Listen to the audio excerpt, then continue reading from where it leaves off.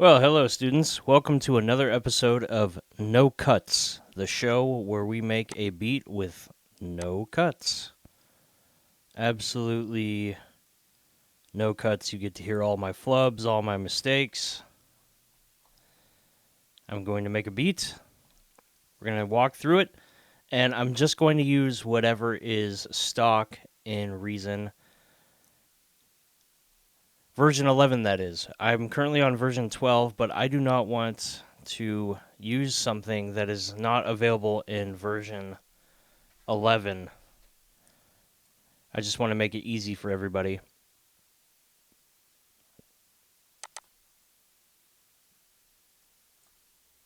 I have no idea what I'm doing, but that's okay. With a lot of people start off with using presets when they first make music.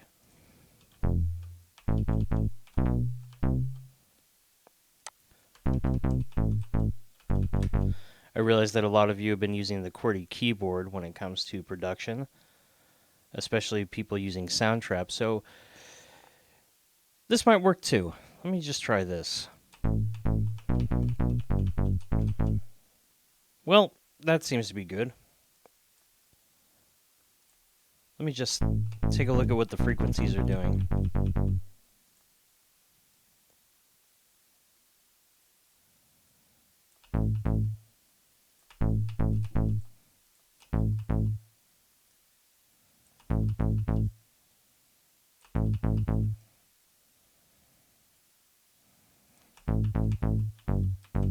There we go. Cut it off right at 40 hertz. Got our bass. I don't really have a vision for this yet. I'm just making stuff. I'm making something. We're going to make a something and see where it takes us. Let's go for a mid-tempo. Turn off the loop indicator. Where are we? All right. Here we are. All right. We got our click track ready. We've got our QWERTY keyboard, and let's just record something. See what we're feeling.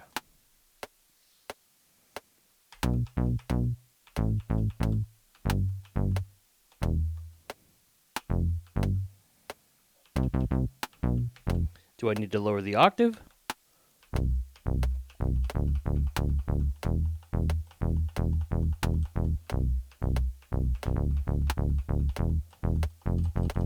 That seems like a cool riff, although I don't really feel like that could be my main riff. That could be like a B section.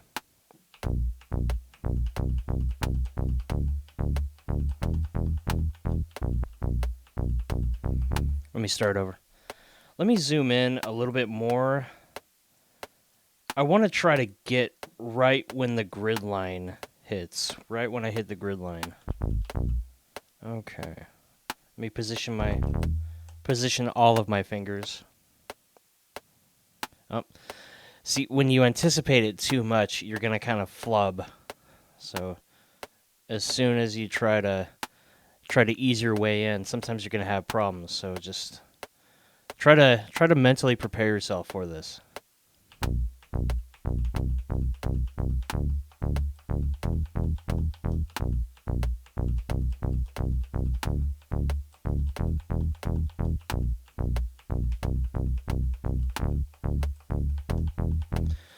I hit a couple of notes wrong. I hit multiple notes at the same time, but that's okay. If you feel like you're rocking to it, if you're nodding your head, that's even better. That means you're really getting in sync with the tempo and the rhythm. Let me move this over here. Let's try this again. All right. And nope.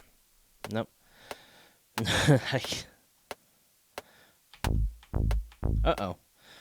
I was up I went down a little low. All right. Don't worry. Sometimes I get performance anxiety too.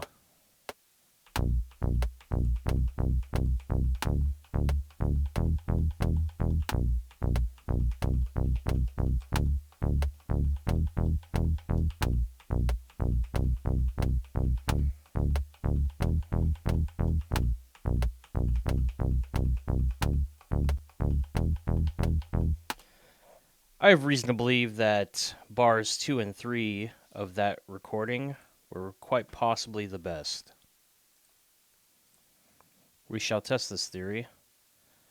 I don't want to delete this right off the bat because I know we quite possibly have some excellent material over here. Let's just color this differently so we can differentiate. I'm going to color it blue so we know for a fact that it is a different riff. Strange. I was having a problem copying and pasting. I cannot explain why.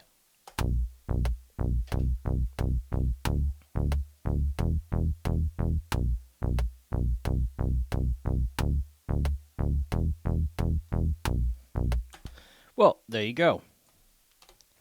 We seem to have a really solid base. Let's see what we have here. When I first started noodling around, is this salvageable?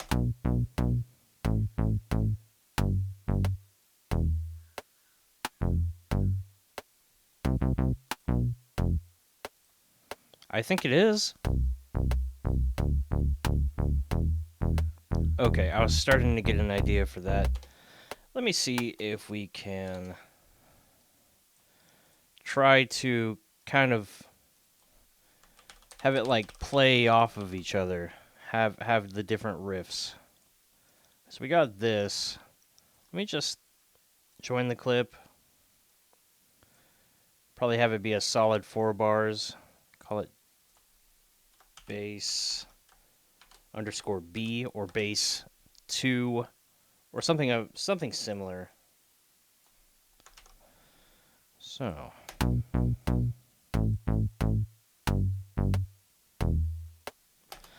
So you can make another note lane. Sometimes you might have to do this. You might have to have extra notes on top. No one ever said you couldn't. So let's see if we can do that. Let's bring up our QWERTY keyboard again. Up here. So we've got this descending line going. Let us see if we can kind of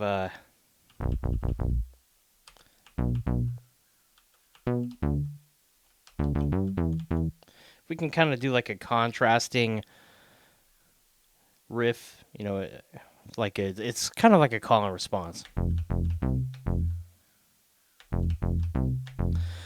And as far as we're concerned, we're using all white keys, so we're pretty much in A minor.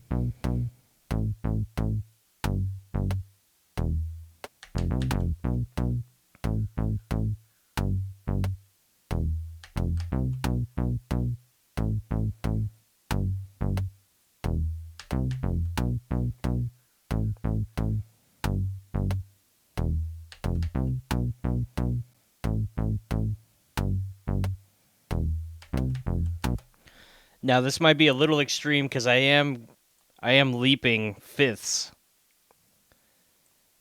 But I like where this is going. I like how it fills that empty space.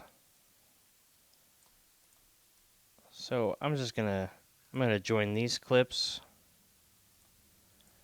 We're just gonna call both of these bass A.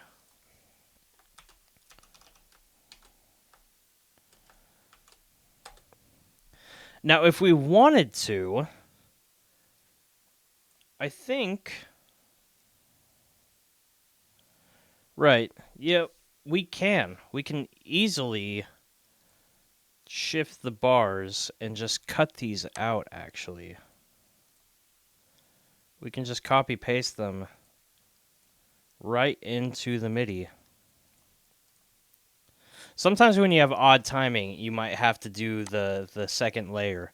But luckily enough, with my sense of timing, I don't have to do that. So we've got these bars, and then we just rejoin the clips. So now we have a proper A section and a B. Uh-oh. Whoa. Control Z. That was my fatal mistake.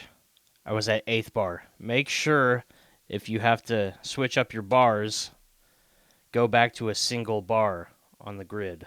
Okay. Well, if this is 4 bars, then we should probably make this 4 bars. I mistakenly made it 8 bars. Okay.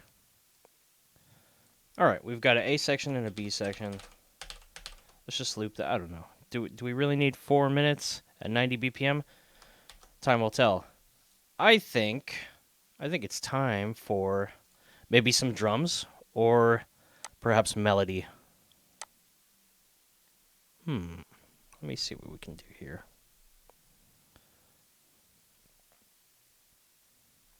I want to do drums, but I kind of wanted to start off with a melody. I feel like it's only right to just go right to a melody, and then we can put the drums on top.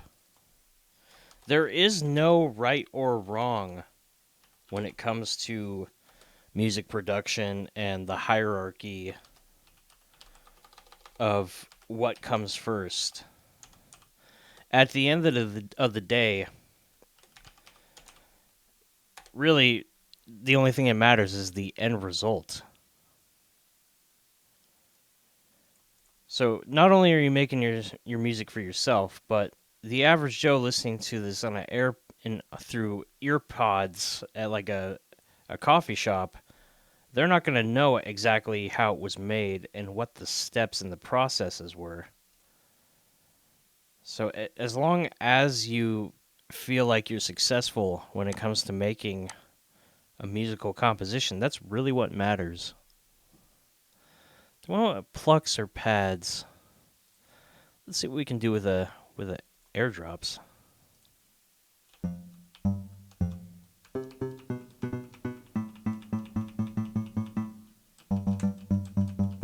You know what? I'm kind of feeling that right now.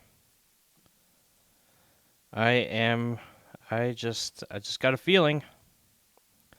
After a while, after a long time of production,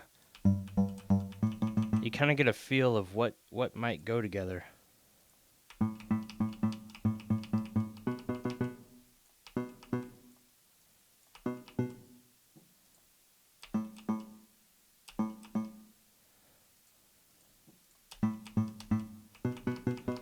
I'm cutting out bass frequencies aggressively because it's just... This is not a bass. It's more of a mid-range. It just seems unnecessary. Maybe if I go up to like 200? I'm doing wide sweeps. I'm not doing spot correction.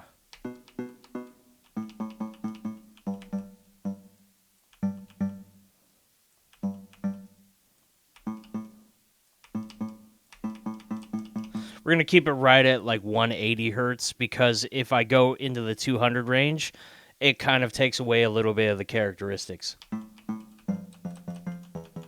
There we go. Okay. So this will just have to get renamed to melody. There we go. Okay, I think we're ready for some melody. We get back to my QWERTY keyboard. We've got our A section and B section, and we're just going to noodle along. We're just going to have it play and record, and we're going to noodle along and see what we can come up with.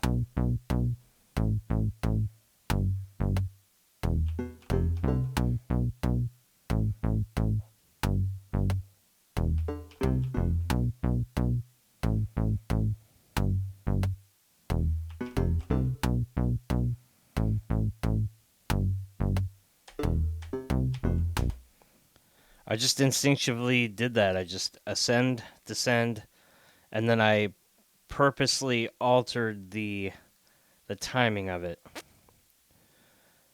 Now, I kind of run the risk of ruining the timing if I quantize it altogether. So I'll just cut it in half and only quantize this part and see if it makes much of a difference.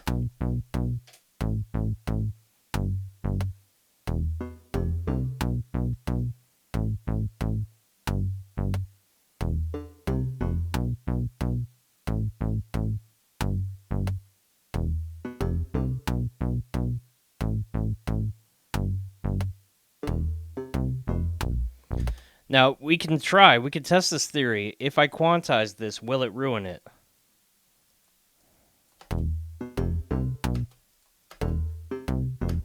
Let me Control Z. Did it do much? Let's really take a look. Let's take a look. Yeah, it did. It did. It's very subtle, and this one's a little longer when you quantize it, but I like it the way it is. We're gonna keep it. We're gonna keep this half quantized and this one non-quantized. Okay. So we've got melody A, but we don't have melody B. Now don't worry if I'm copy pasting too many. That's where the eraser comes in. Or you can just click it. You could individually click it. Or take the eraser tool, which is E. Hotkey E. And then we go to this plus sign. We make another melody. So we've got our melody A in its own little lane. Let me move this over here. And now we've got these empty spaces to come up with our own melody B. So let's do that. Get my keys back.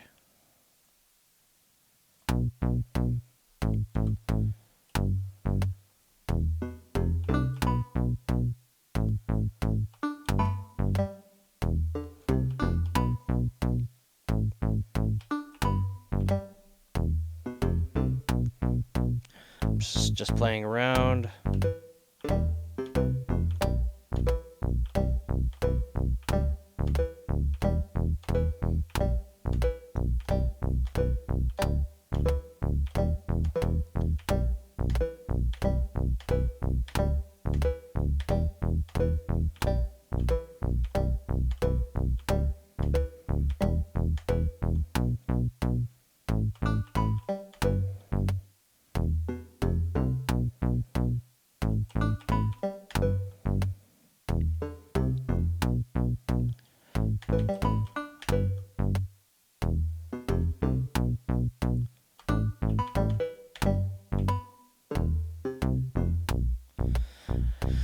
Little odd, kind of not really feeling that.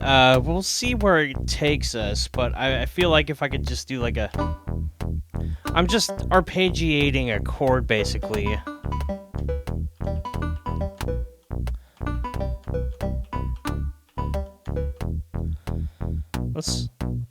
Let's keep going along with that.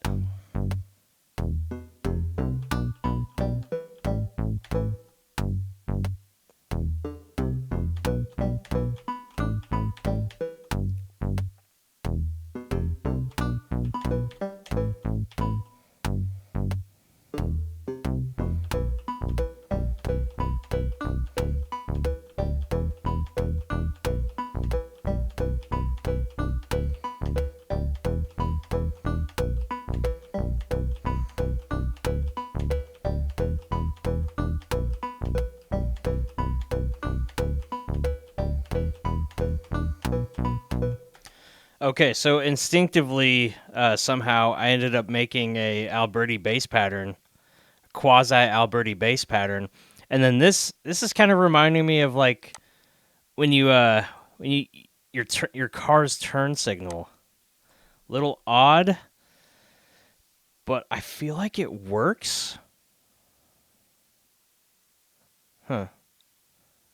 And then one or two of these bars, I know the melody by itself was good, but I feel like this little extra over here, and then this, I feel like this could be its own thing.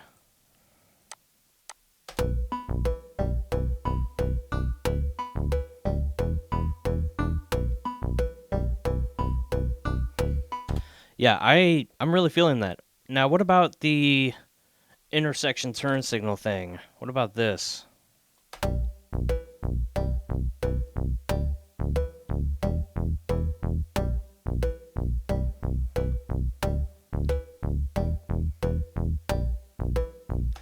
It seems a little basic, but maybe if I raise it an octave, give you something to anticipate. Let's just color this something else. See where this takes us. Control S. Don't forget to save.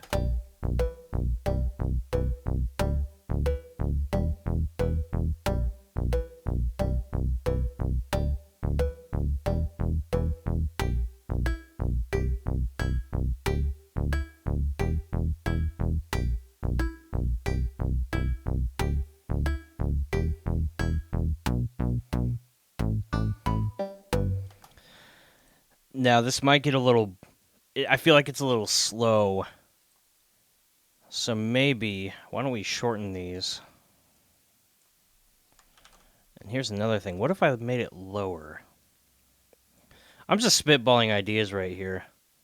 I just know that you only have a short amount of time to grip the listener's ears before they get bored and they switch the song over.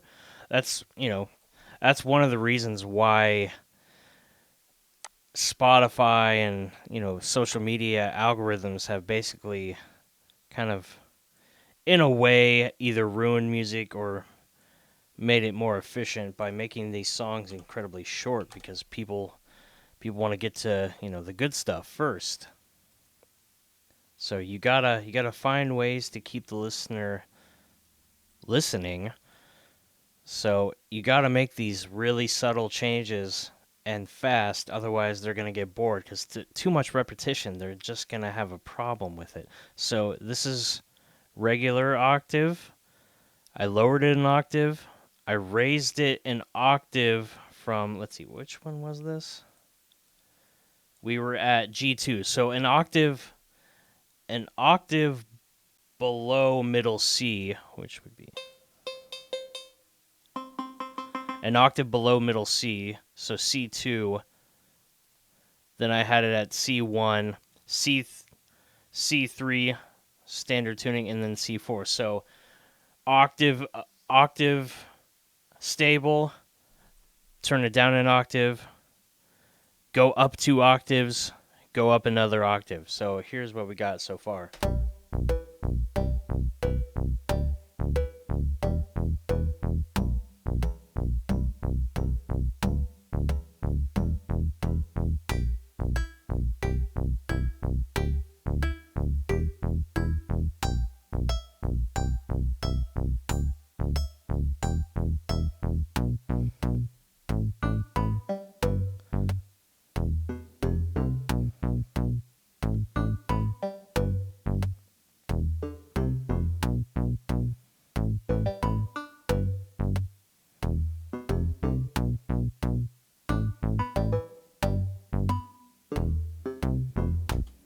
I like that.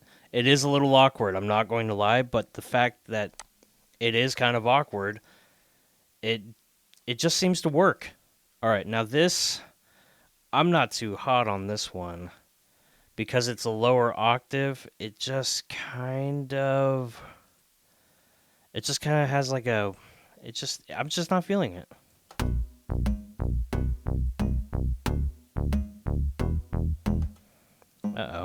Uh-oh. We're on a sharp here. Don't mix up sharps and flats when it comes to A minor. Unless this is A melodic or harmonic minor. That doesn't sound right.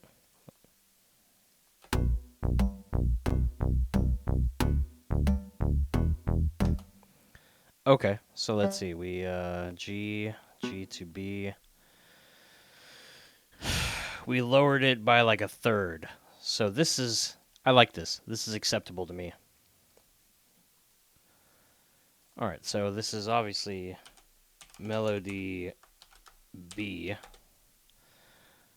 And this is part of melody A. Go online. Now, I know I said that this is no cuts. However, we did have a technical difficulty, and I accidentally cut. Anyways, I hope this sounds better. I was noticing a room noise when it came to the microphone. Possibly because I had the microphone almost all the way up. I have very low gain when it comes to this microphone. I'm going to need some other equipment. Let's focus on this other stuff. So, as I said before, this is in addition to the A. However, we're not going to play it on every A. We're going to call it A1 and or A prime. If anybody has ever studied classical music, A prime is a addition to your A section, or your A section revised with a couple new instruments. And this, well, it looks like we're going to have our first C section. All right. And let's color this, oh, I don't know.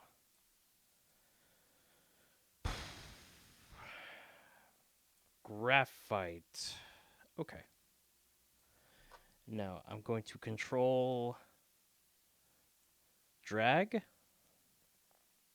Let me do this again. Let's keep up with the 4-bar melody.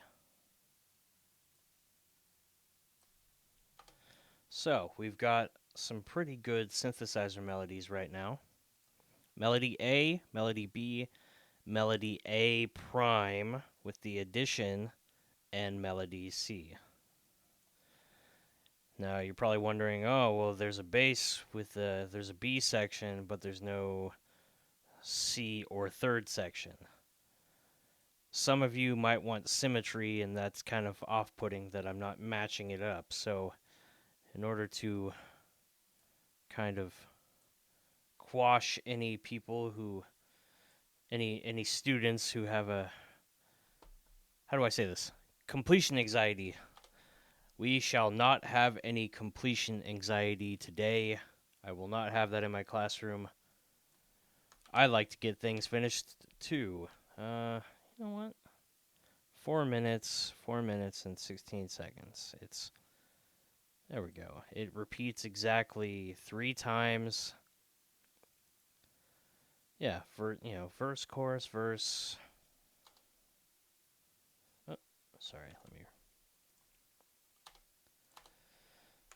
We used to have songs that played more than a minute and a half, long before the days of vertical video social media. Believe it or not, yes, a standard pop song would be about 3.5 minutes to 4.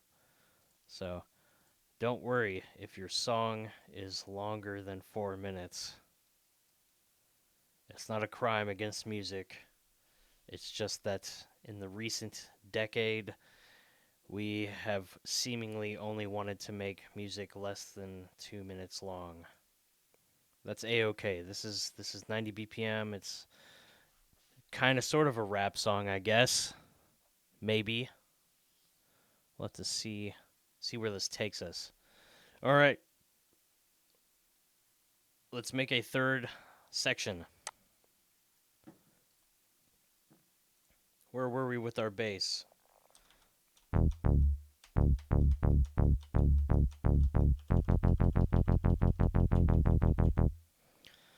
I feel like we can get aggressive in this third part.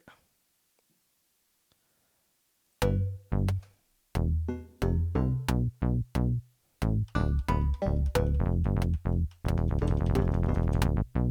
just preparing myself. I'm getting really psyched up for this. Okay, here we go.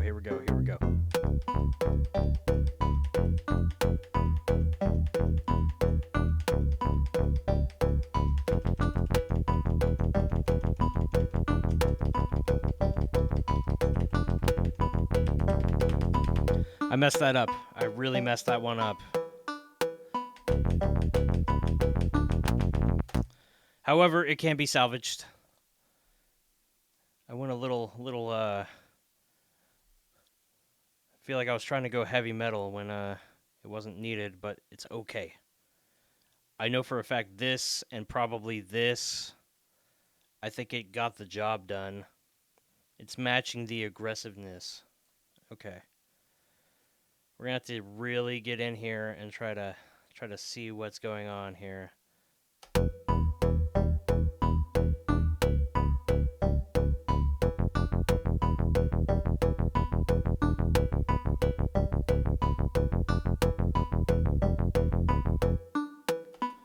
Ooh. Ooh. That really speaks to me. Uh-oh. Yep, yeah, see? See, this is why it's not exactly huh.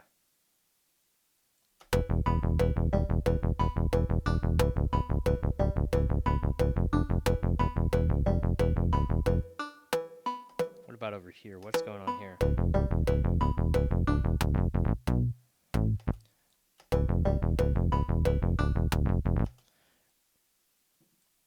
This is unorthodox.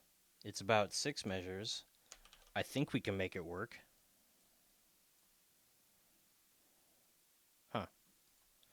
What if we Well, there's a whole bar, there's a whole measure of nothing, empty space.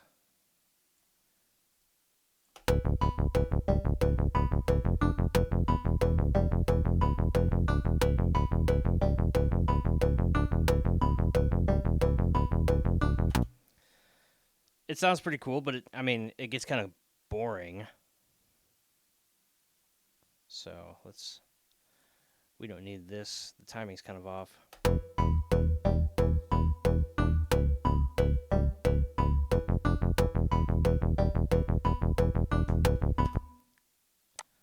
I'm starting to formulate a little something here.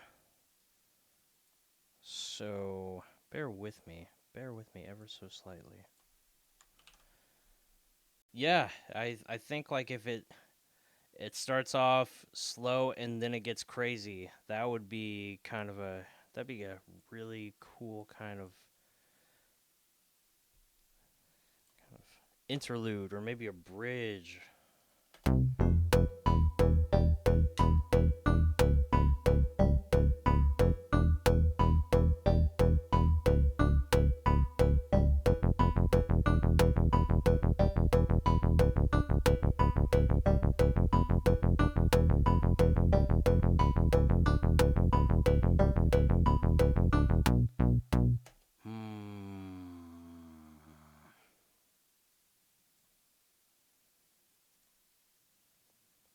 You know what? I really don't care for these. I really kind of don't. Not that this isn't good. It could be better. So, this is the juicy part.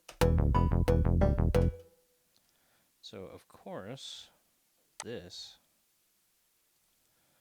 needs to get cut and saved for the end. It might be a little unorthodox, but I think once we paste it together, I think it just might sound good.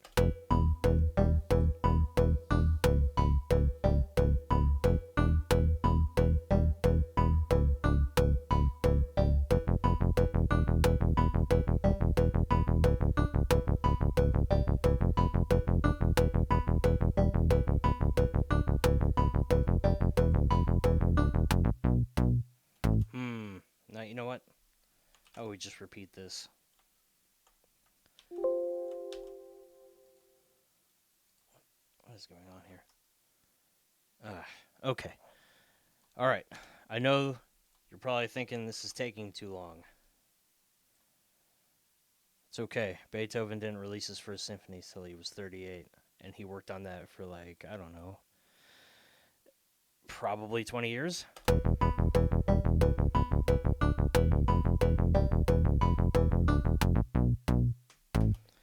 All right.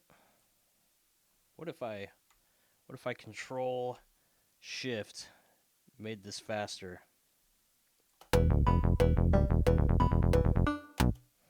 Whoa. It's getting a little extreme now. We might have to... Oh, you know what?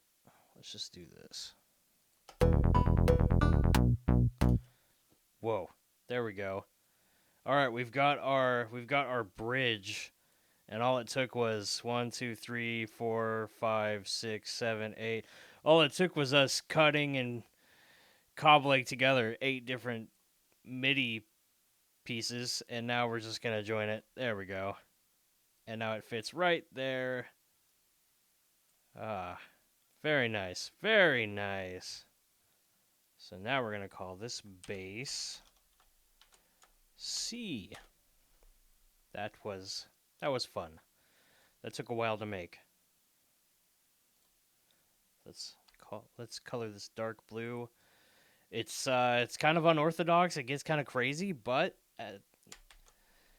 then it just as soon as it gets crazy, we're just back. We're back to where we started. All right, I can tell. You're probably thinking this metronome is getting kind of annoying. Yes, the metronome is getting, in fact, annoying. I will not lie to you. So we will do something about that by adding some drums. Once we have some drums, we're not going to need this metronome anymore. So I'm using a QWERTY keyboard, but if we had a MIDI keyboard, if we were in the music lab, you can go to Concit's Map 4 keyboard and Bomb Squad. That's for those of you who don't know a lot about music history. The Bomb Squad, Hank Shock Lee, he made a lot of hip. He was a producer for Public Enemy in the late '80s and early '90s. I have no idea what this sounds like, but I am sticking to my guns. I'm not going to change anything, but I will compress this. Ooh, why? Why would you put echo on drums? That is no. No, why would you do that? So this is the Kong Designer. You'll find this in Reason. I'm just going to compress this completely. I want it to be loud and punchy. Should I double compress? I think I will. You know what? Since I have two compressors, I'm going to go nuts with it. Now, when you do any type of audio effect, please, please, please turn down the fader. I do not want any of you exploding your eardrums. All right, let's see what we're working with. Nope, we're not. Nope, go up another octave. Go up another octave. Are we on the proper thing? Whoa.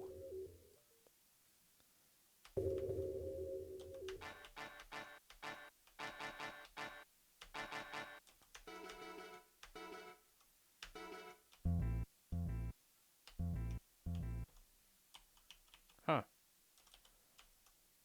Strange.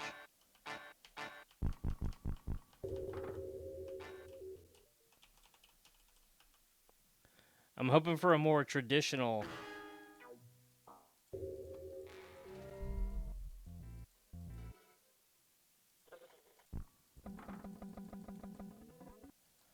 This is not exactly drums. This is a drum designer, but there's not drums. Okay.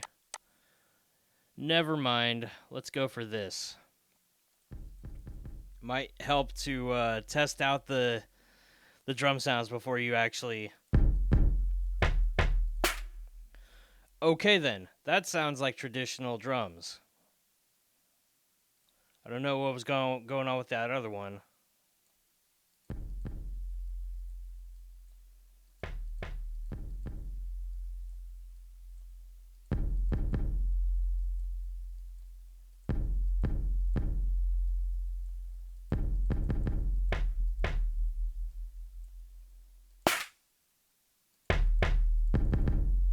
I want that kick.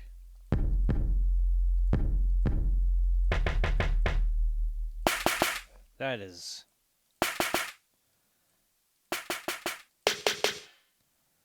Huh. That's a little aggressive.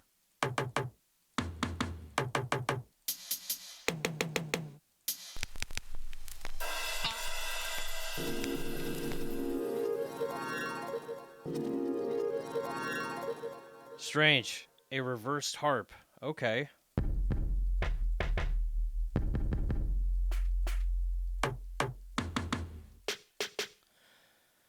Hmm. This one I can definitely. This is it's got a long decay.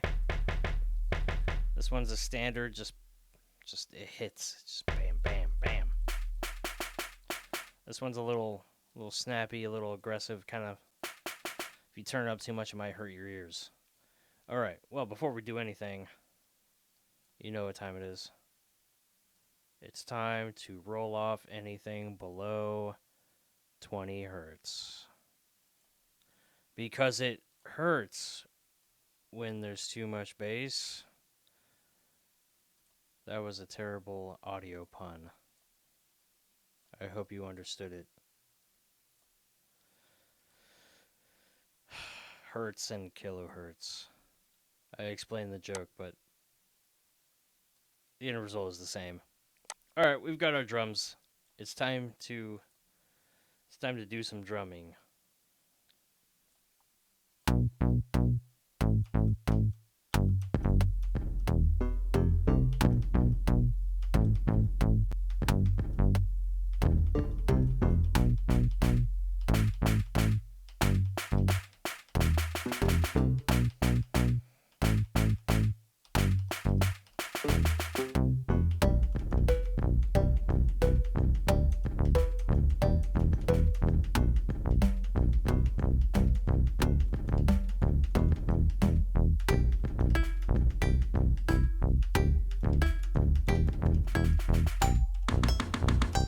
Oopsie, I did a little had a little mess up when it came to my rhythm, but that's okay because I really feel like these measures during this section really seem to shine.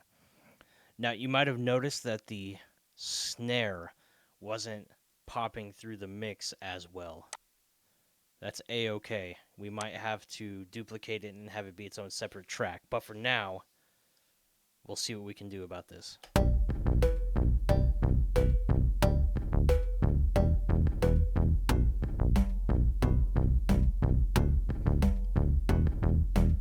Cool. I don't know what I was kind of doing with this, but this is kind of like a cool introduction thing.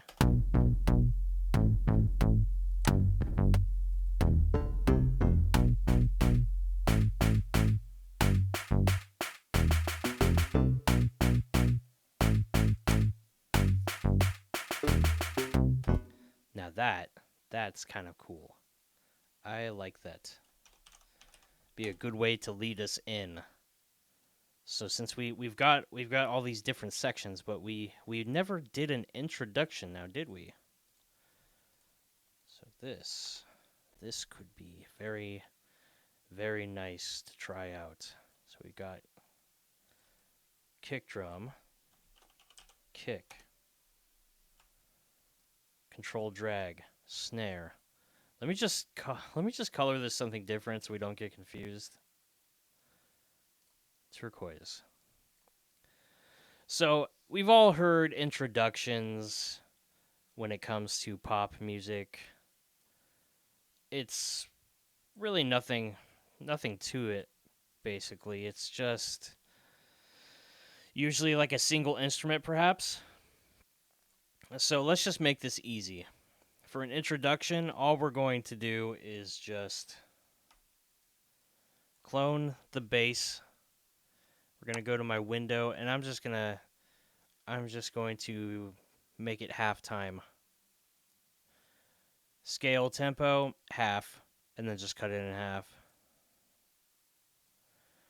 Nothing that extravagant. You just need 21 seconds. Ugh, okay.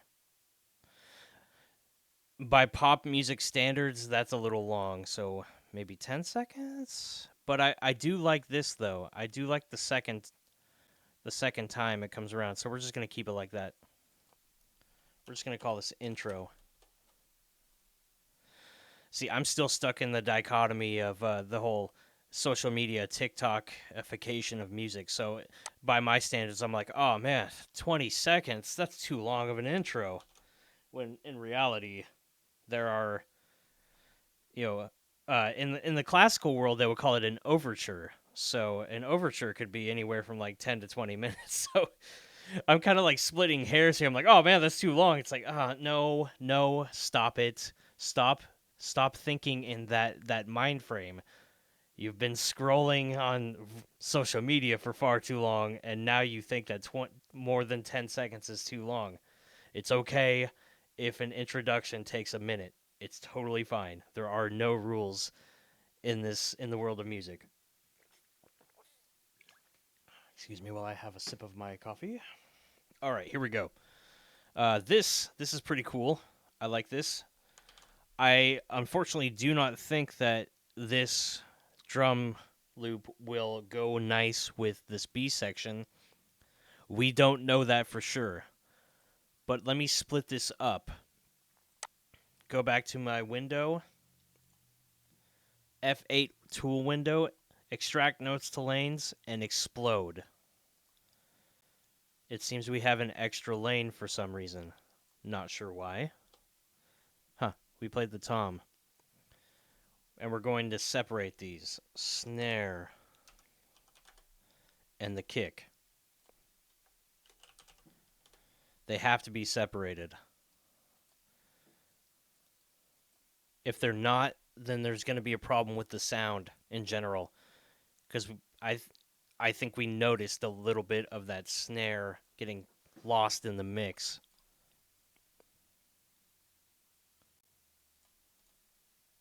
Now, for my students who happen to be in my mixing class as well, I know I like to preach about making sure all of your tracks are colored the same. However, we're in the production phase. We're not in the mixing phase. So I like to just go crazy with all my colors. It's fun to look at all the pretty colors. I'm not going to lie. We can try and see if the bass is going to sound good. This drum loop. We don't know that for sure. So, just in case, we've got it locked in with melody and section A. We've got it on B. If we have to, we can just delete it. And if not, we'll keep it. All right, here we go. We've got our introduction. And now the moment has finally come. I'm turning off the metronome. No more annoying wood click. We have real drums now. Here we go. Let's see what we've got so far.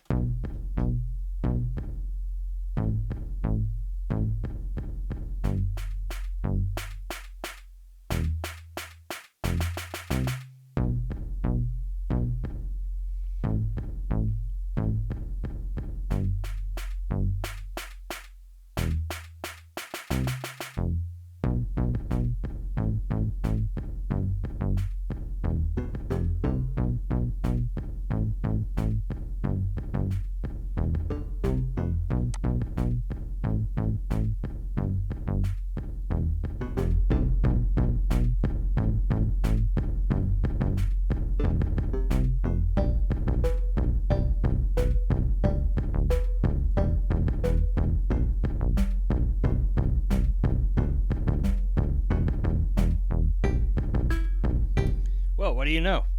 It does work with the B section. There are some nitpicky things that I could do here. For instance, I feel like this could just go on a little bit longer. It's kind of like a standard techno clap roll. And let me get my window open back. Sorry, my tool window. I'm knees deep in this production. I just don't know how to articulate the proper phrasings. Double. And then we're going to copy that, and we're going to double. And we're going to copy that, and we're going to double. And we're going to copy that, and we're going to double. And we're going to copy that. If you've listened to a lot of techno with drum rolls or snare rolls, this is what they use for the introductions. All right. Let's hear what this sounds like. There we go. See, it went so fast that it ceased to be music and it turned into pure frequency. But I think we can go a step farther. I know. I feel like I'm going a little nuts with it. But if you're just not figuring this out, then I don't know what to tell you. All right. We went a little overzealous with our drum loop. Let me just delete this real quick. And let me join the clip. And then let me drag this over. We ran the risk of accidentally joining these together because I was getting really minuscule with the snare roll. And some of you might hate that snare roll. That is A-okay. You are not required to make high frequency snare rolls. Let's see what this sounds like.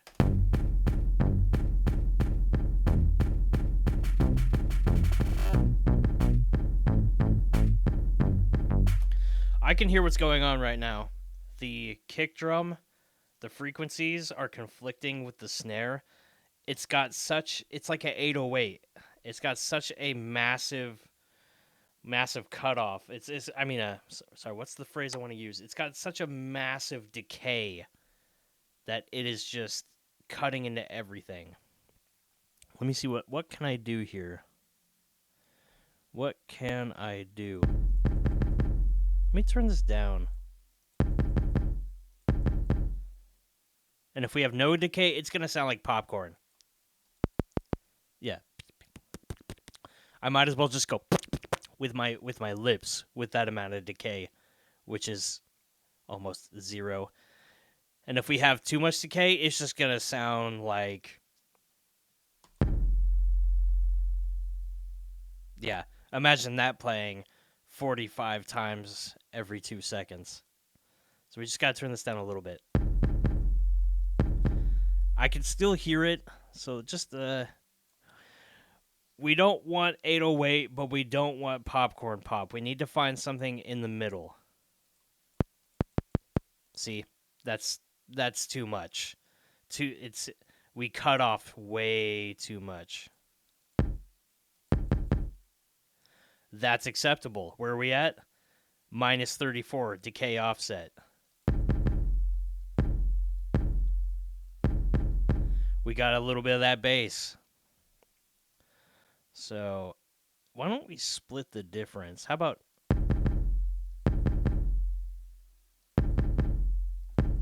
I like that. I'm very tempted to have that fat, long decay 808 that every trap beat has, but I feel like this gets the point across. So let me get this window. We're going to do a kick roll here. Double. And we're going to... Sorry. We're going to double that. Then we're going to double that. And then we're going to double that. Copy paste, double that. Double that. This might be a little too much, but, it seems like nowadays you have to have an extreme example to get people's attention.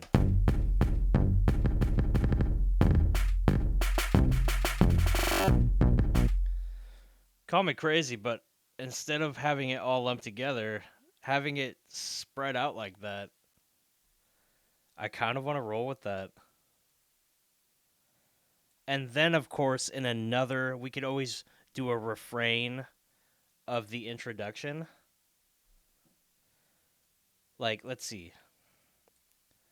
Let me take a look here. So we're doing divisions of 3. So the bridge or the C section, the C melody. So in between 2 and 3, as we're getting ready for the end of the song, I think it would be fun to have this intro come back in. It's signaling and getting you ready for the end of the song. I know this seems like like I'm thinking too far ahead. Like, well, just make the song, bro. But no, I feel like I have a good feeling about it. I know this is introduction to music production, but I'm just and you might think that you're in over your head because oh, how could I ever do something like this? You know, my instructor has 20 years of experience and I can't make something this intricate. Don't worry about it. I know I'm getting a little too far ahead. I'm just basically trying to show you how my this is basically me documenting how my mind works when it comes to production. You are getting basically a front row seat. You're getting under the hood. You're getting in depth. This is how I like to do things. Uh-oh.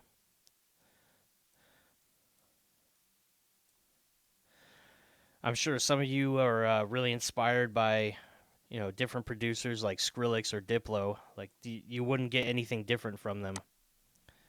Different than. Let me rephrase that. This is probably something similar to what they have or will be doing. All right, and one more.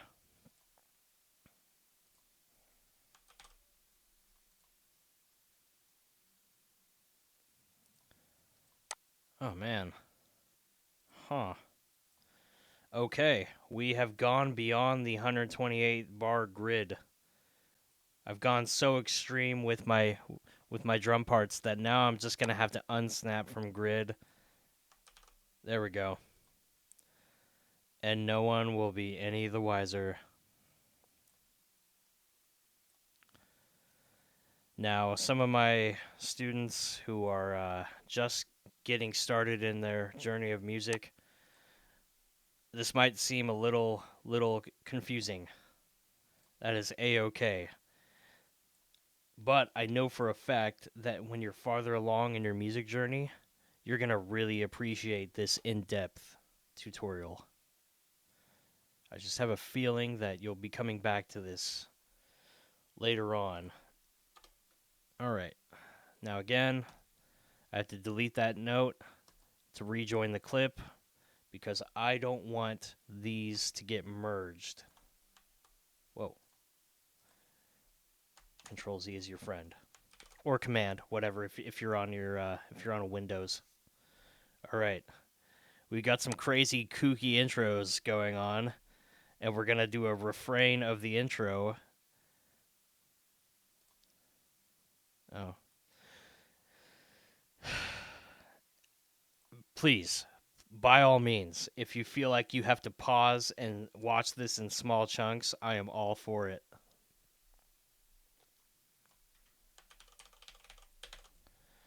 Now we've got our little refrain going on right before the third and final portion to end the track.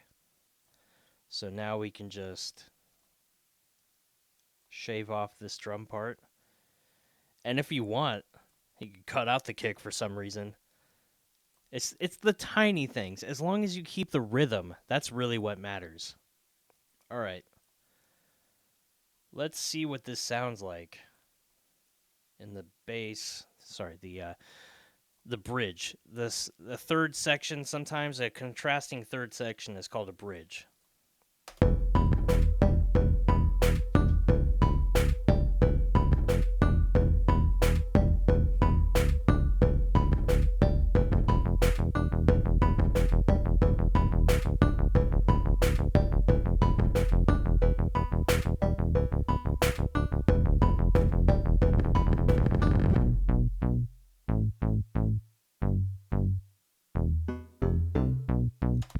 That was unintentional, but I think that would be pretty cool if we just... Yeah, there we go. We're going to cut out the drums for a couple of measures. It just seems right. If it feels right, do it. If you think it's unorthodox and it sounds weird, do it. This is music production. This is modern electronic music production. Don't worry if you think it sounds weird. Let the intrusive thoughts win. Please please go out there and make the most wacky, insane music. Make the wrong choices. If you're making music, I don't think it's hurting anybody. Do not hesitate to take wild leaps of artistic risk and imagination. Okay. Remember how earlier I told you we were going to separate the drums? Well, now we're going to separate the drums. So I'm going to Control D, and I'm going to call this kick. And this one is going to be snare. So I can delete anything that is the kick in the snare and anything that is the snare in the kick. Will we be coming up with a secondary drum loop? That's debatable. A lot of pop songs you listen to seem to keep the same drum loop for the entire song. We could do some change ups, we could try something else, but I think we've got a pretty good flow going right now. Let me EQ this snare a bit. Let's just hear what's going on here.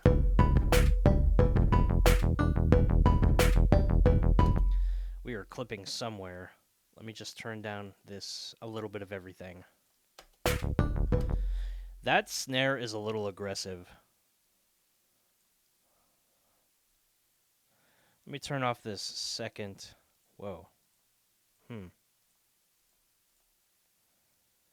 We had a little bit of a glitch going on there. Okay. What's this rattler?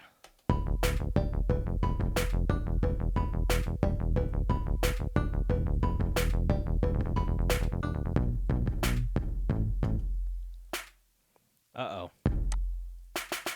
I was doing it on the wrong channel. Sorry, let me put it on. Let me make sure that I'm on the proper channel and then put it on my effects.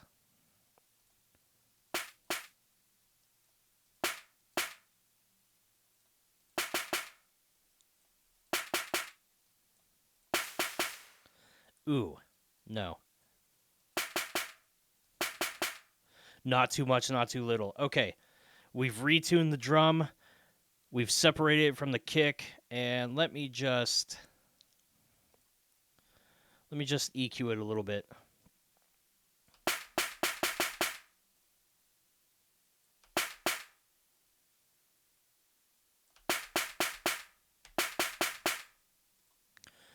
Cut out some low frequencies, let it pop through the mix just a little bit. And let me play the track and see what we can do. Let me add an EQ.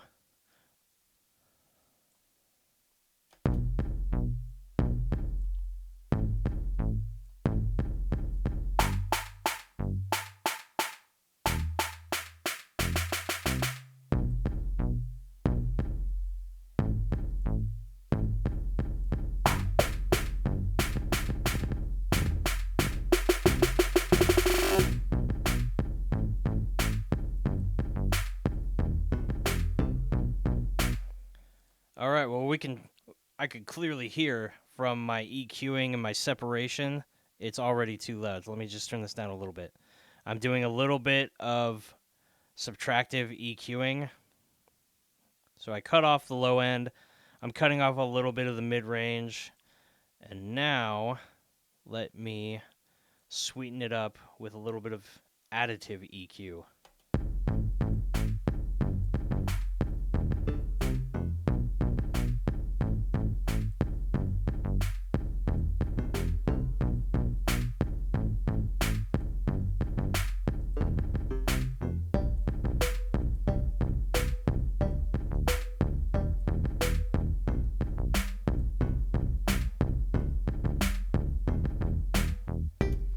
I kind of like how it's giving it that little, like, plastic bucket sound, but we want it to be very subtle, ever so slightly. Let me just make this cue a little bit narrower, too. Not too much, not too little.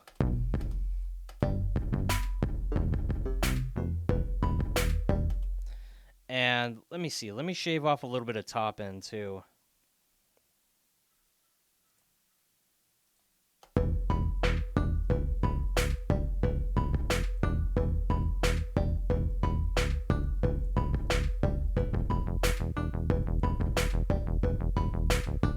There we go. All right, cool. Now, since we're doing that with the snare, we can also do it with the kick as well.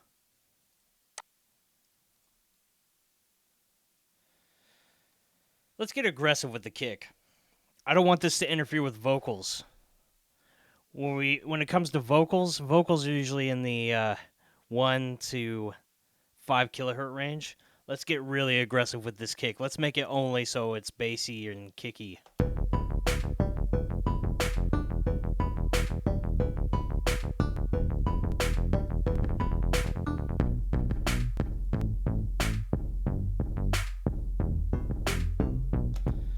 Notice how when I cut off a lot of high end, it kind of gives it this ugly, you know,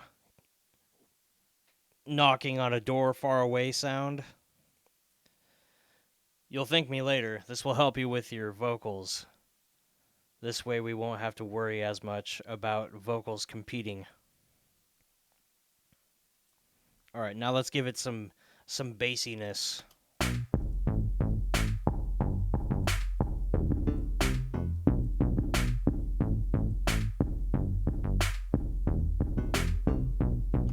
This is just a personal preference of mine. Of course, we could bring back some top end if you really, really want to hear it.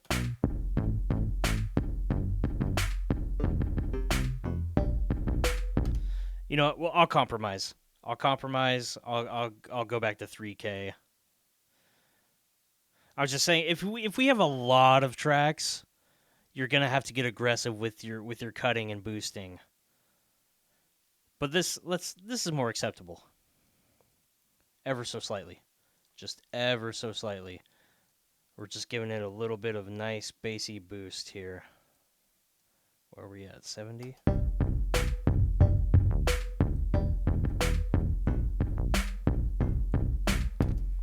me turn down that snare just a little bit. Cool. All right. I think it's coming along pretty good. I think it's coming along very nicely at this point. Righto. I'm going to cut the video really quick. I'm going to take a quick coffee break. We are back. Now, when I said no cuts, I meant no cuts. As in, I want it to be all the way through. However, I do have to stop the video because video editing takes a lot of space and processing power. So, bear with me. Where were we? All right, I stepped out the room, take a break, have some coffee, and now I think we should try to do that secondary drum pattern I was telling you about earlier. So let's try that. See how it's record enabled for the second lane? Let's record. Okay. All right, good. I made a second lane and it's record enabled. So we're not going to eat into any of this audio. Sorry. We're not going to eat into any of this MIDI data. All right, let us engage our QWERTY keyboard. I wonder if we're clipping here.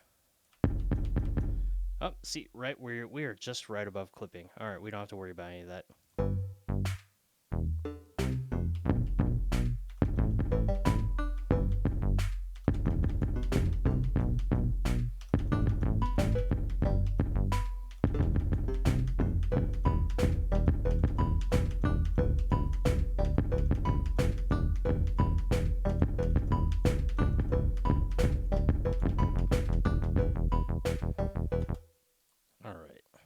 Oh.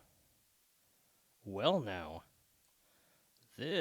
I inadvertently went into the bridge. That seems to work quite well, actually. Let's copy this over. See if this works.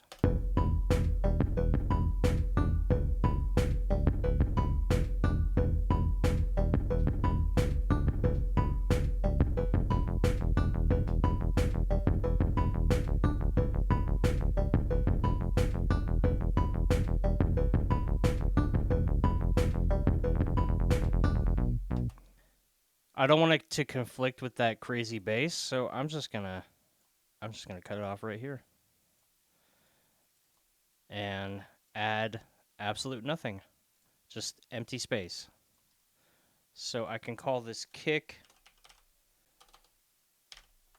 C.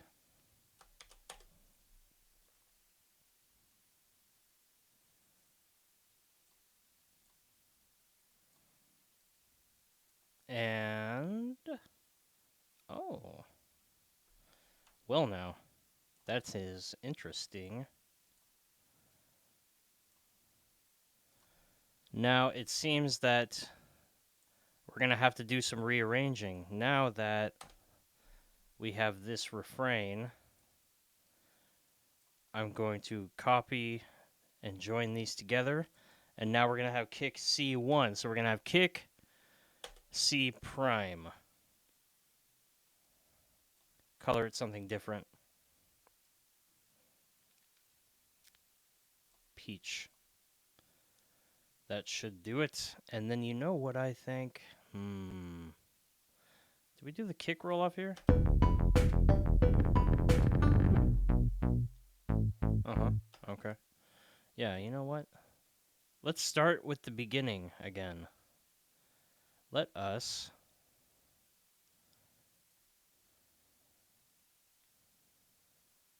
aha. I did this wrong. It should be I for prime. But you know what? No, it's okay. It's okay. I will I'm not going to get into the semantics of a proper protocol of classical music form here. I don't want to get too crazy with it.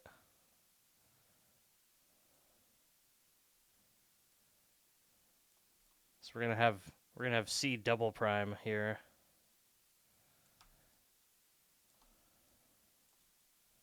Join these clips. So C2.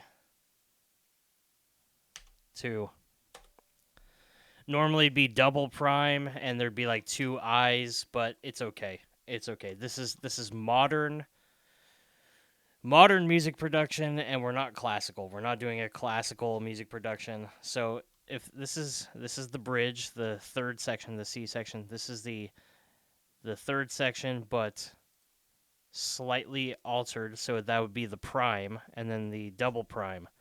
This is very common in a lot of classical music, ABA, rondo, minuet trios. I just I'm a little caught up in, the formality of it all when it comes to like proper naming conventions. So bear with me.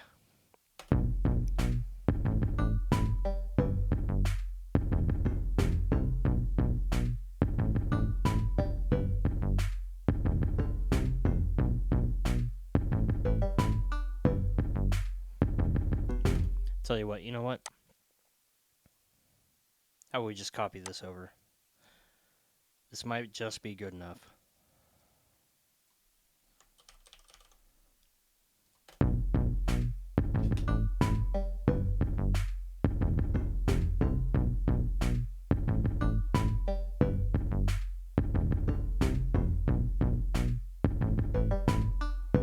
Cool. That's good enough. Not too much, not too little. And this can just go. It can just, bam, right out the door. Which begs the question, this seems to work on the A section, but will it work on the B section? No, it does not sound good. It does not sound good at all. Nope. This has to stay in the A section. So this is kick A, known hereout forevermore. Speak now, forever hold your peace. Ah, man, I'm running out of colors here. All right. Obviously, this is kick B now. It's been designated to kick B. We're just going to keep it at that color. All right. This is coming along nicely. Very nice. Huh. All right. I can't exactly copy paste, but I can shift around a couple things and copy drag.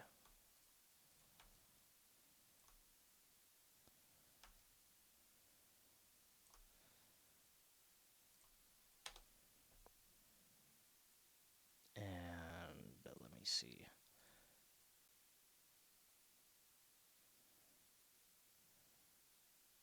Huh.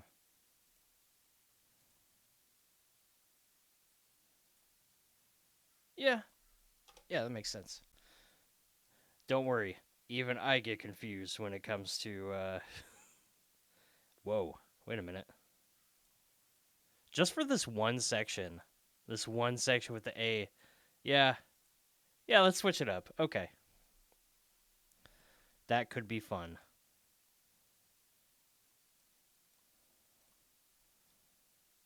All right. Kick C. Kick B. Let me get one more kick B. Actually,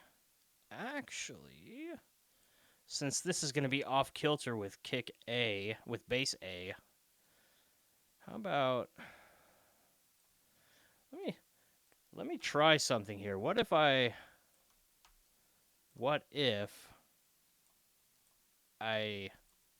lengthened it?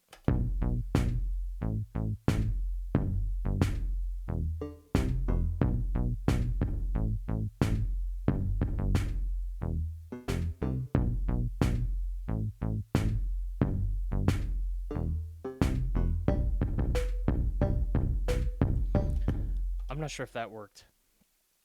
I'm not really sure if that worked at all. Because I do still like that empty space without any drums.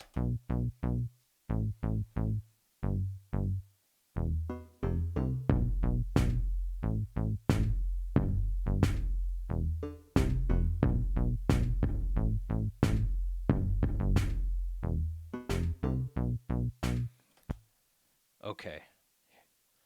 But then it gets awkward if I have this space. Huh. Okay, you know what? Call me crazy. But what if we only had a 3-bar phrase and we just went right back to the B section? Call this B prime. You might think that it will throw you off, and it will, but to the listener who is listening to this, they're not going to expect it. And that will be amazing. It'd be a nice change of events. All right, so we've got everything properly lined up. We can get rid of this note lane. I might want to do a hi-hat. I'm thinking about a hi-hat. Maybe because there's a little bit of empty space.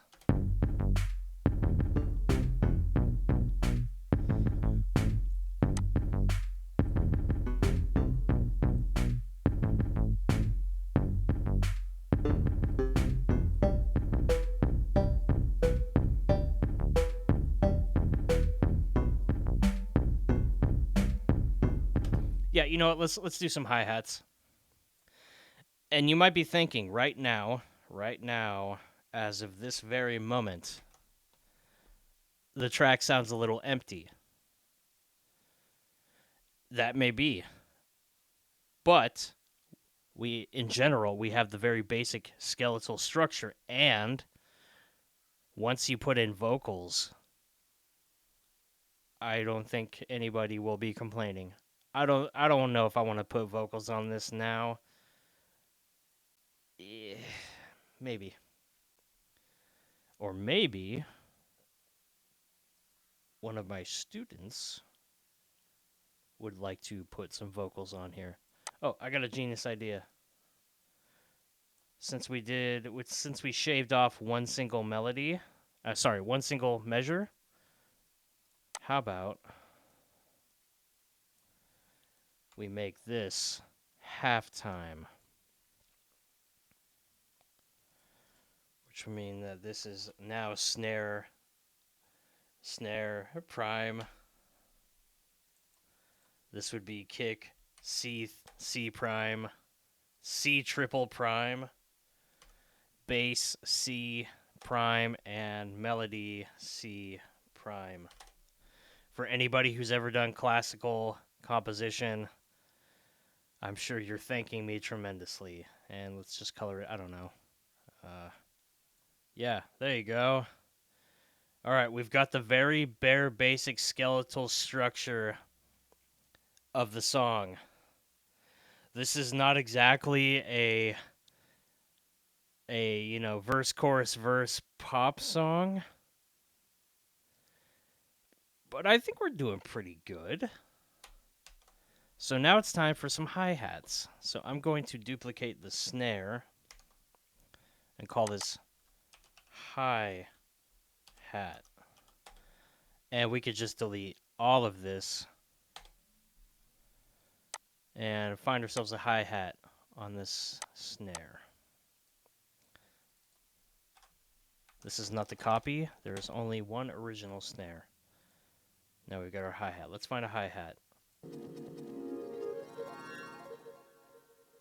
Huh. I don't think we need a reverse harp loop. That should do it. All right, and I'm going to do what I showed you in class the other day, where I'm going to lower the tempo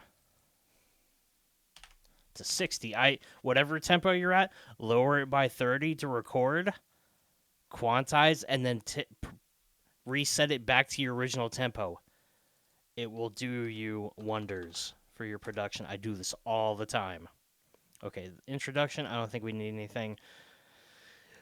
I don't think we need much for this hi-hat. So click it, make sure that we're recording on this lane, because if we're not, I don't want to eat into any of this. I don't want to record over the snare. So click it, make sure that the little red button.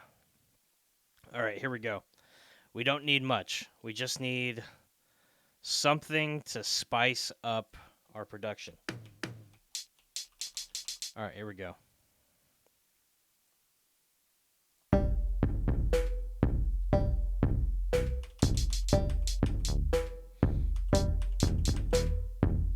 Just get a feel for it.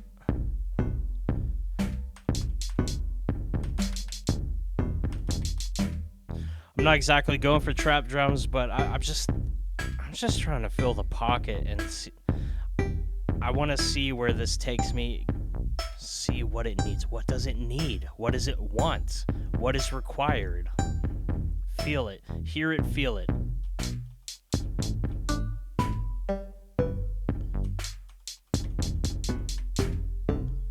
You don't even have to go crazy with it. You don't have to play every single beat. Sometimes it's what you don't play.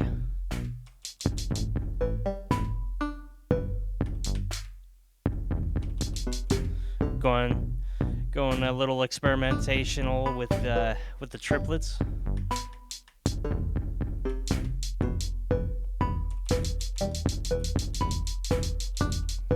Now that's more of a trap style where I'm going every 16th note. Isn't it nice that we got basically a rock solid foundation for the track, and now we're just basically adding a little bit of extra bells and whistles to it? Let's just do something fun.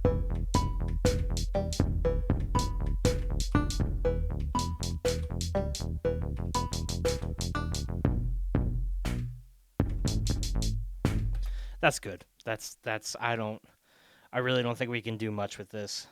I don't think we need much in general. All right. We're back up to 90. Let's just see what we came up with.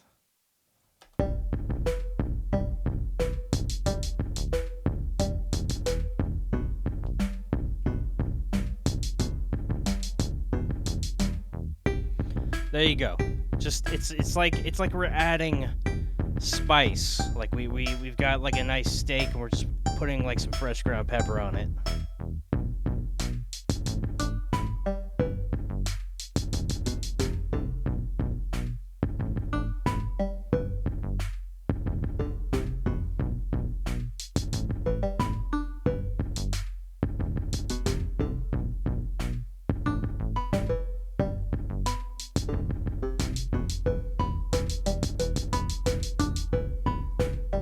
Not really feeling that one. Whoa. Whoa. What was that? We accidentally got in some other sound. I like that. That was a happy accident. It was not intended, but I will let it slide. And as for these are just great. All I gotta do is just, I don't know, I'm debating on that one. Maybe. Just maybe.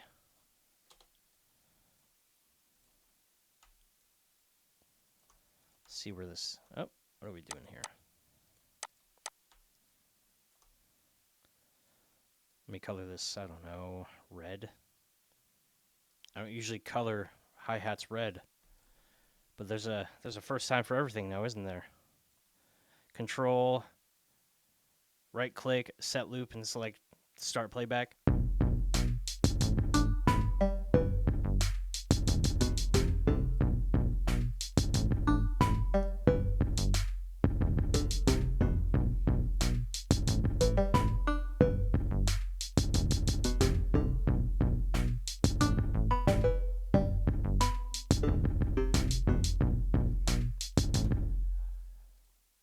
My assumptions were correct. Fantastic. Okay. Right click, join. All right, there we go. Well, we've got our hi-hat A, and then all we got to do for a hi-hat B, just copy paste. All right, so we've got, there we go. Let me label these. Hi underscore hat. This one is hi-hat B. This one is hi-hat. Stop it. Stop it. Whoa. Whoa, hold on a sec. This is hi-hat A. All right. Now we're at the bridge and or C section, so we will certainly come back to this. But let me just get these in place real quick. Let us coordinate our hats. Control, drag, shift. Make sure that we're holding it down so we can properly duplicate. Let's give him Christmas vibes. Very, very holiday season-esque. I don't think we need hi-hats for this refrain. I'm not going to put them in there.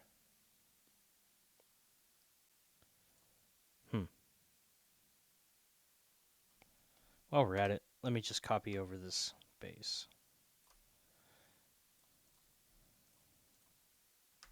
All right.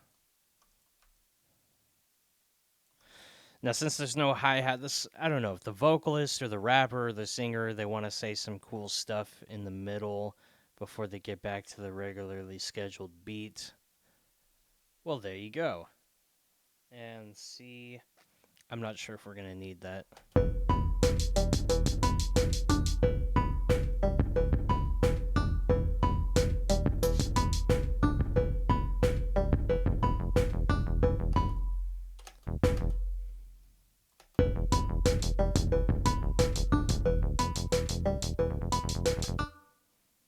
You know what?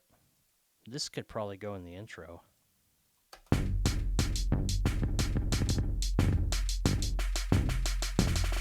Perfect. Fantastic.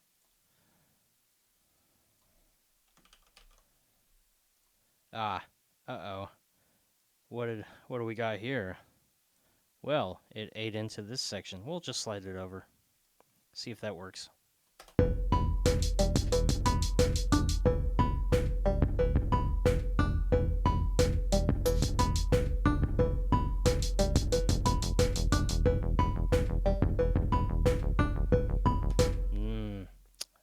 I don't like that awkward silence. Well, see, there, it worked out anyways.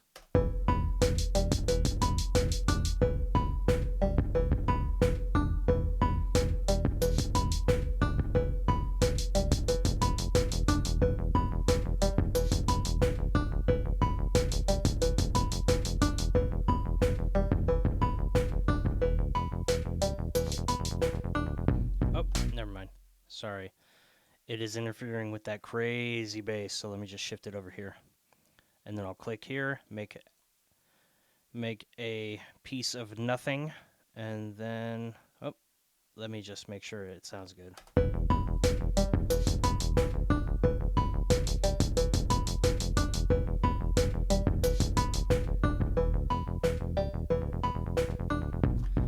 Okay, fantastic.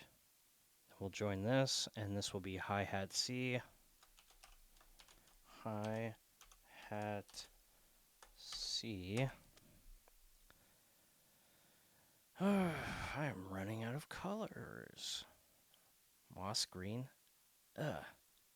That's kind of ugly. Lilac. Okay, yeah. Not much I can do here. I'm just going to call this intro hi-hat. Okay. Now let's copy these over.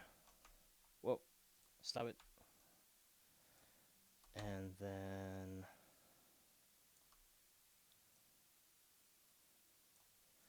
let's just leave this blank. Okay. Now for the hi-hats, I just need to do just a little bit of shaping. I don't think this really needs any. This doesn't really need that much of aggressive EQ. Oh, whoa, what are we doing here? Oopsies. When I duplicated the snare, I also duplicated the EQ units. So we don't need these actually. Hi-hats, you can just do wide sweeps. Let's just take a look at the frequency without any EQ.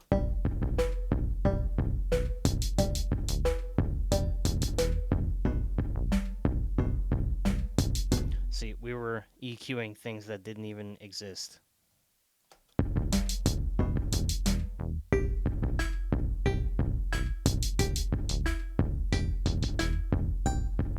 Absolutely no need. There's no information there whatsoever. What we can do is just boost it a little bit. Give it a little bit of a sizzle. That's too much.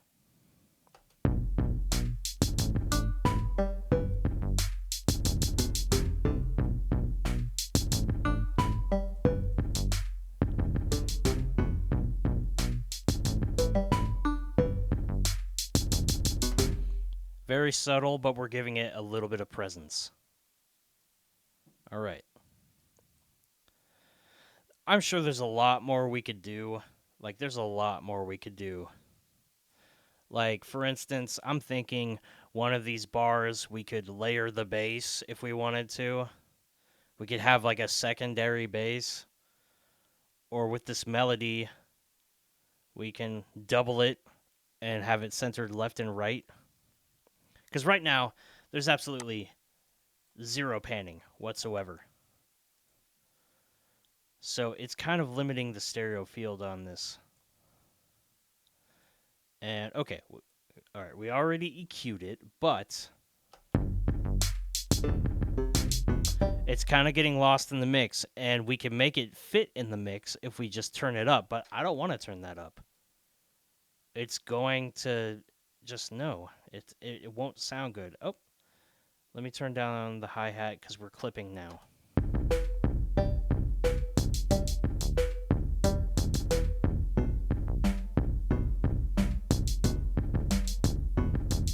Maybe just a little bit, just ever so slightly.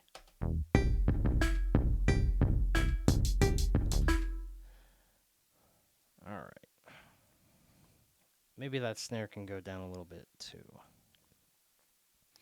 Okay, so here's what we're going to do. I'm going to duplicate the melody. And now the melody is going to be called Melody L and Melody R. And I'm going to pan them at 25% left and right. to give it a nice stereo spread. And also, this is a more advanced, a quite more advanced topic and or methodology. But when you have two doubled pieces of audio, any piece of information, and it's EQ'd and compressed in any other effect, you don't want to have the same exact EQing. You want to just ever so slightly have a very subtle, just EQ them just a little bit differently. Not too much to notice, just enough to differentiate them. Again, that is a highly advanced thing. That is a incredibly advanced technique. You don't have to do that. All right. So, we've separated the melodies. Now there's a nice stereo spread.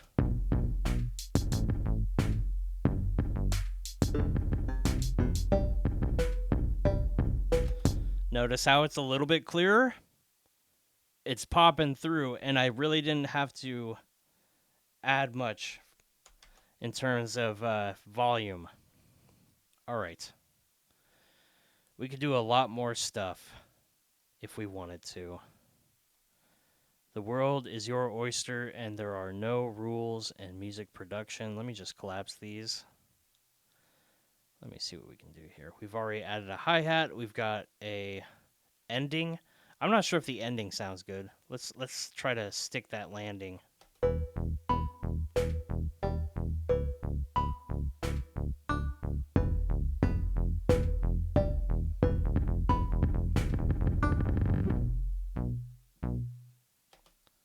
Well, there you go. I think that ending it works. It just does. Okay. Let me turn off. Nope, turn it back on. Okay. I say we layer the bass, but just for the interludes. I know it sounds crazy, but hear me out. I think it would be fun. It's the small things, the very small things that add to production. Let's add another Thor synthesizer. So now that we have two basses, we're going to have to call this bass 1. And now this is bass 2. All right. Let's find ourselves a bass.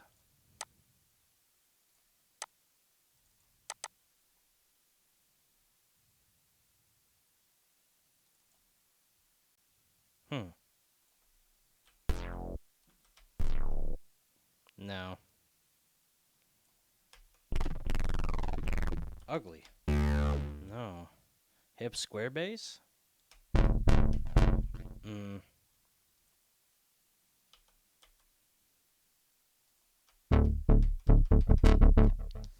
Yeah, sure, let's try that. And you know what? Let's give it some ugly telephone effect.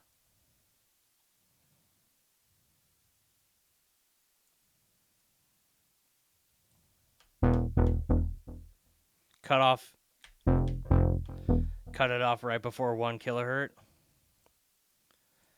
And then all we gotta do is just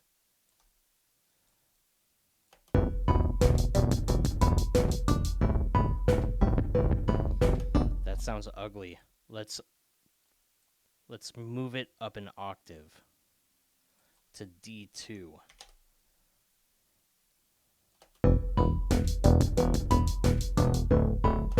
Fantastic. Okay. All right, so we've got a secondary bass. It's there. It's not incredibly in your face. It's really subtle, but it just adds more to it. It just adds a little more depth, a little more subtlety. And let me see. What are we going here? How How about I copy these and then I just individually have to raise them up an octave. Let me see if I can do that. D2. And then the last one.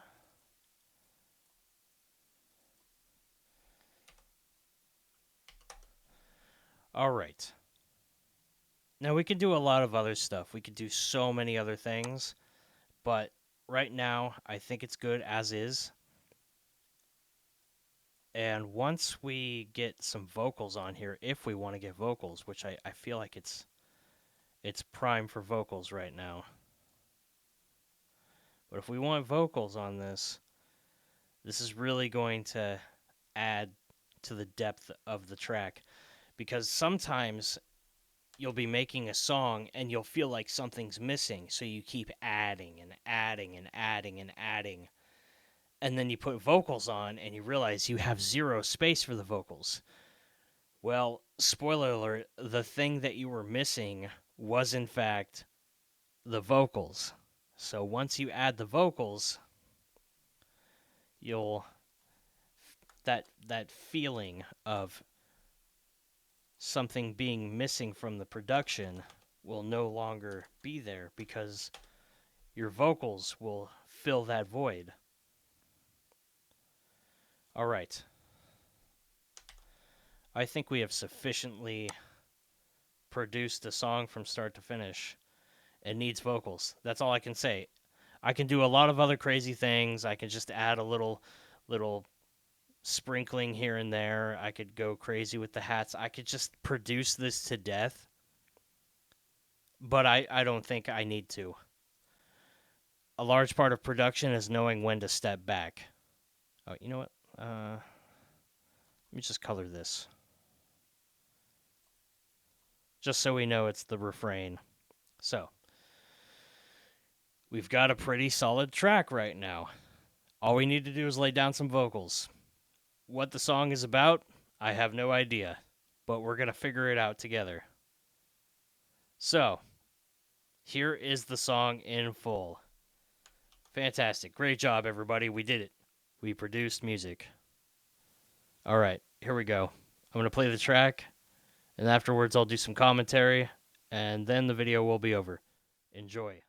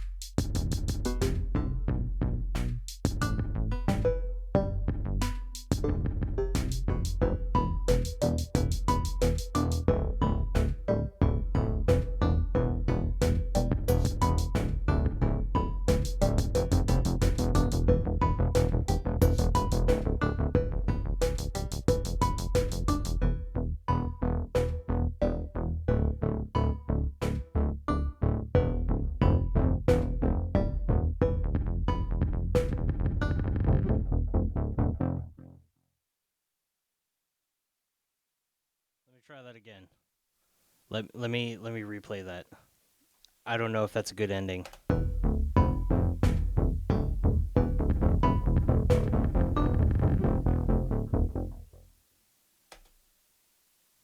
It's unorthodox, but I will allow it.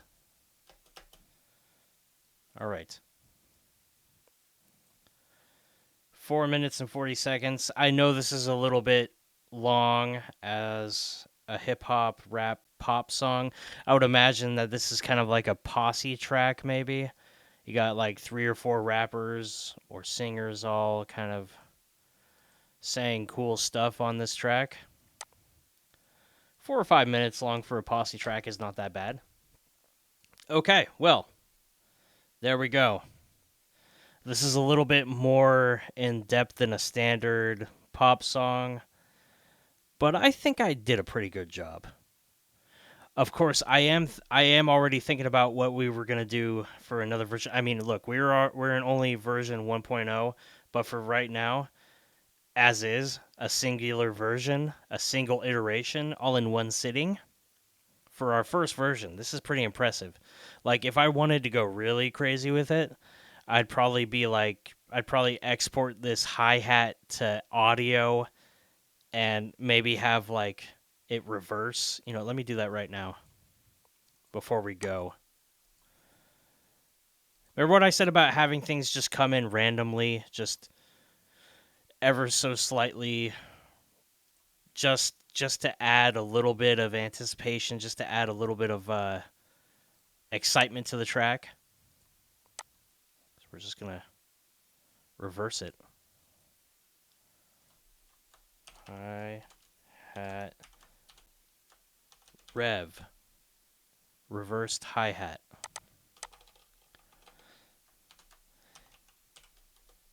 And you have these things come in, like sometimes just one time per song, just to like give the listener something new and exciting to listen to.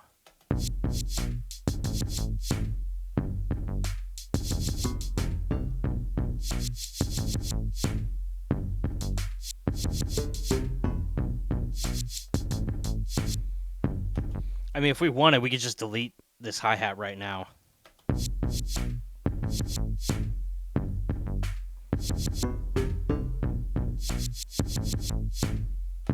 I don't like that. I like it when it plays alongside, and then here's the trick. You mix it really low, so people really have to listen for it.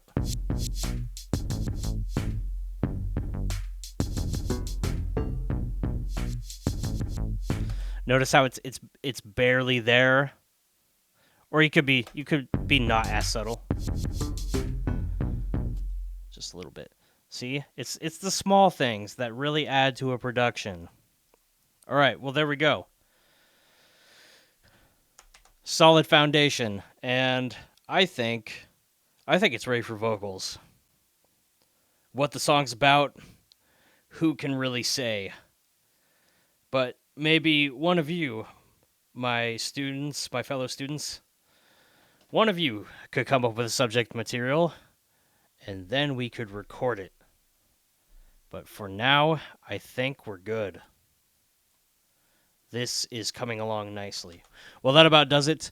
Next time, I will be doing a song on my Macintosh computer with zero commentary. It's just fly on the wall, zero commentary. I'm just going to be speeding through super fast. So you might be excited with what I come up with. But just remember, there will be zero commentary. You're just going to have to watch and slow the video down. But for now, this is good.